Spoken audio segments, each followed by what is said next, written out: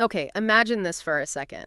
You're completely, utterly alone, pushed right to the edge, facing odds that just seem, well, impossible. Your body's failing, you're beyond exhausted, and honestly, you think this might be it. But then something happens. You feel this undeniable presence right beside you, like a guiding hand, maybe a voice offering comfort, some unseen force giving you exactly what you need, maybe even showing you a way forward you couldn't see. But when you look, there's nobody there.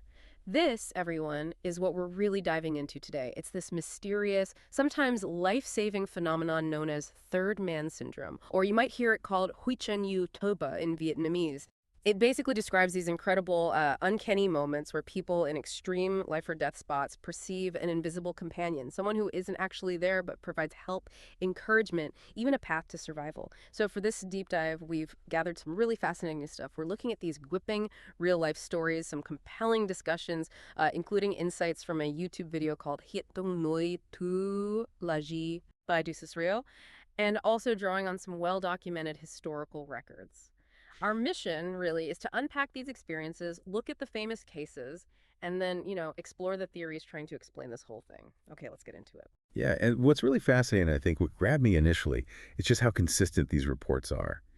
Despite the situations being wildly different, polar expeditions, climbing disasters, even car accidents, the core experience, it's remarkably similar across time, across cultures. It's not just one strange story here and there. It feels like a pattern. That consistency is striking, isn't it? It really makes you think. So we're talking about this vivid feeling, right? An unseen helper popping up during intense stress, danger, or just profound isolation. And it's not just a vague feeling. People report clear guidance, sometimes even feeling physically supported, and then poof, it vanishes. Or you find out later, objectively, no one else was there. And get this, it's actually not that rare. There are countless cases recorded, like globally, historically, and right up to today. Exactly. The fact that it's not some, isolated delusion, but this recurring theme when humanity is pushed to its limits, that makes it incredibly compelling. It kind of begs the question, doesn't it? When you're facing your own biggest challenge, could you feel that guiding hand no one else sees? The descriptions are so consistent, even from people who'd never heard of the phenomenon before. That really adds weight to it all. And that universality, especially looking back in time, that's why the historical accounts are so powerful. Yeah. You really can't talk about third man syndrome without starting with, well, the legend, Sir Ernest Shackleton's incredible Antarctic ordeal. Born 1874, British-Irish explorer, famous for just sheer resilience, leadership, especially on those Antarctic trips. Right, and his Imperial Transantarctic expedition back in 1914, I mean, that was seriously ambitious. Shackleton wanted to be the first person ever to cross Antarctica entirely on foot. Just think about that, a monumental goal. So he set sail in August 1914, 29 crew members on the ship Endurance. But the Antarctic often has other plans, as these stories tend to show. It definitely did. By January 1915, the Endurance was completely stuck. Trapped fast in the thickening sea ice. Can you imagine? Your huge expedition, just frozen solid, miles and miles from anywhere. Then, after months of the ice just grinding and crushing the ship, November 21st, 1915, she finally sank. Gone. And just like that, the mission flips. It's not exploration anymore. It's just pure, desperate survival for every single person. What happened next is, frankly, almost unbelievable. Just an epic of human endurance. Shackleton knew the only shot was to get help, which was like thousands of kilometers away. So you take 5 companions in this tiny 6-meter open boat, the James Carrader, and they sail an incredible 1,400 kilometers across maybe the roughest ocean on the planet for 14 days. Constant freezing cold, soaked to the bone, battling these massive waves, hurricane-force winds. It's amazing they weren't swamped. Every minute was a fight against hypothermia, starvation, just trying to reach South George Island. Yeah, and even after that unbelievable boat journey, which was a miracle of navigation and survival itself, it wasn't over, not even close. They land on the wrong side of the island, the uninhabited side, and 3 of the men are just done. Too exhausted, too frostbitten. So Shackleton, with just 2 others, Tom Crean and Frank Worsley, they have to make this final, brutal push. A 36-hour, non-stop hike across glaciers, icy mountains, in a total whiteout blizzard, just trying to reach a whaling station on the other side. Okay, and here's where it gets really, really interesting. This is where the phenomenon basically gets its name. All 3 of them, Shackleton, Crean, Worsley, on that final, desperate 36-hour march, they all independently reported feeling a distinct third man with them, meaning they felt like there were 4 people in their group, not 3. Shackleton actually wrote in his book, "I know for sure that as we walked through the mountains and glaciers for 36 hours, I felt that our group had 4 people, not 3." And Worsley, another companion, he later recalled thinking subconsciously there were 4 of them too. This account is just incredible, probably the most famous example, and yeah, it's widely credited with coining third man It syndrome. really makes you wonder about the human mind under that kind of pressure, doesn't it? Totally. Facing just overwhelming physical, mental distress, the mind conjures this benevolent presence. It's a profound testament to endurance, definitely. Whether you see it as internal coping or something, well, external. That sheer will to survive may be amplified by this unseen companion. It almost goes beyond rational explanation in those moments. And what's compelling, too, is how this phenomenon, born from this epic historical struggle, still shows up today, in the modern world, often shared on, like, totally different platforms. Absolutely. It's kind of surprising, but social media, especially TikTok, has actually become this big space for people talking about third man syndrome. It seems to have brought it into the open more, and people are sharing these incredibly personal, sometimes pretty vulnerable stories. Yeah, it's interesting why that platform. Right. Why does something so personal resonate there? Take the story from a user called Louth-the-Daw. It's chilling. Right, Lauthadaw shared her story after hearing about the syndrome. She said just 2 weeks before her 23rd birthday, her own dog attacked her very severely. She lost a big part of her forearm. Imagine that trauma, the shock, the pain. And she was alone, bleeding badly, middle of the night. But she vividly remembers a man appearing. He had his own dog with him.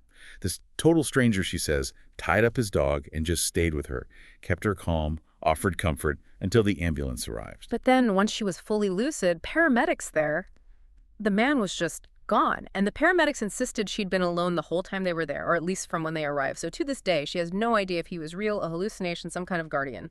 Then there's Sadie's car accident story, also really perplexing. Rainy night, Sadie, her friend, her mom in a serious crash, hit by a drunk driver, awful scene, people injured, trapped. And both Sadie and her mother clearly remember seeing several men rushing to help. They described them helping get the kids out first, then helping her mother, like a clear shared memory of immediate rescue. But later, when the mother asked the paramedics where those helpful men went so she could thank them, the paramedics and even a neighbor who saw the whole crash happen said they didn't see any men like that there at all. Wow. Which, led people to suggest the mother was maybe hallucinating from the shock, despite Sadie seeing the exact same thing. It's really interesting, too, that car accidents seem to be a common scenario for these reports. Just like those dangerous expeditions or moments of extreme isolation, it makes you ask why these specific kinds of situations, these high-stress life or death moments, what makes them fertile ground for this? That is the million-dollar question, right? Given how vivid these accounts are, how consistent, how do you even begin to explain something that seems to defy observation?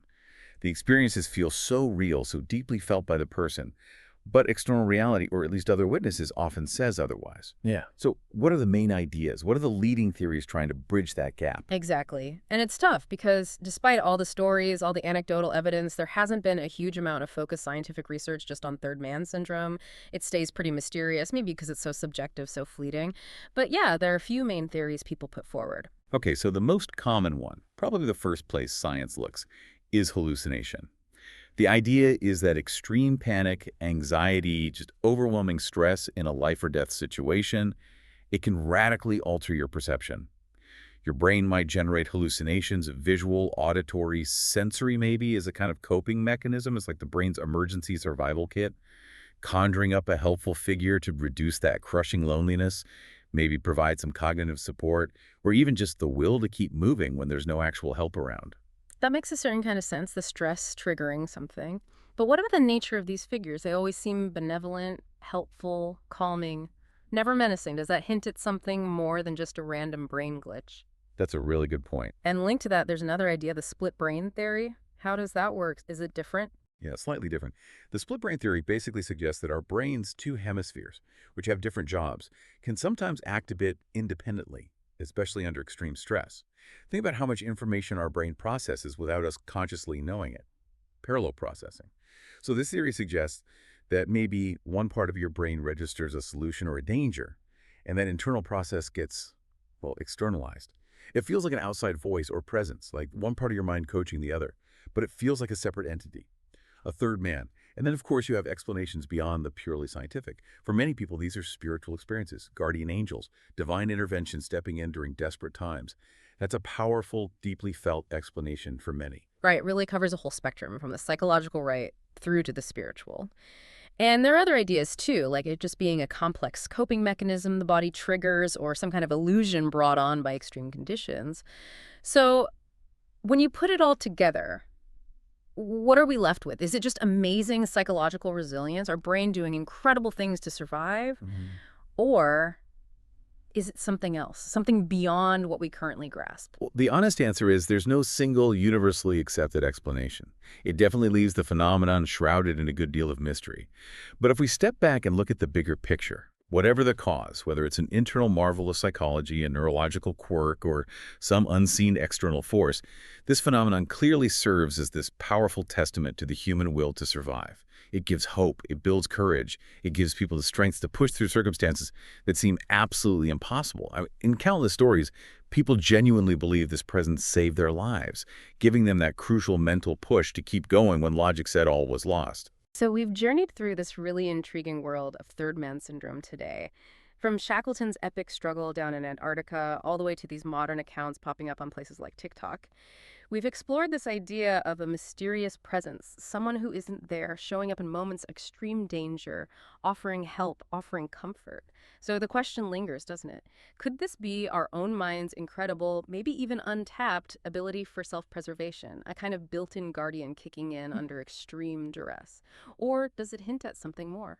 Maybe a connection to forces, entities, something beyond our normal understanding that steps in when hope seems completely gone.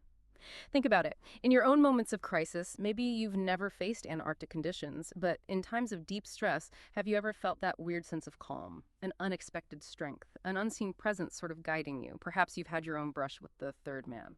hmm It's definitely a reminder, I think, of the huge mysteries that still exist, not just out there in the world, but maybe deep inside ourselves, too.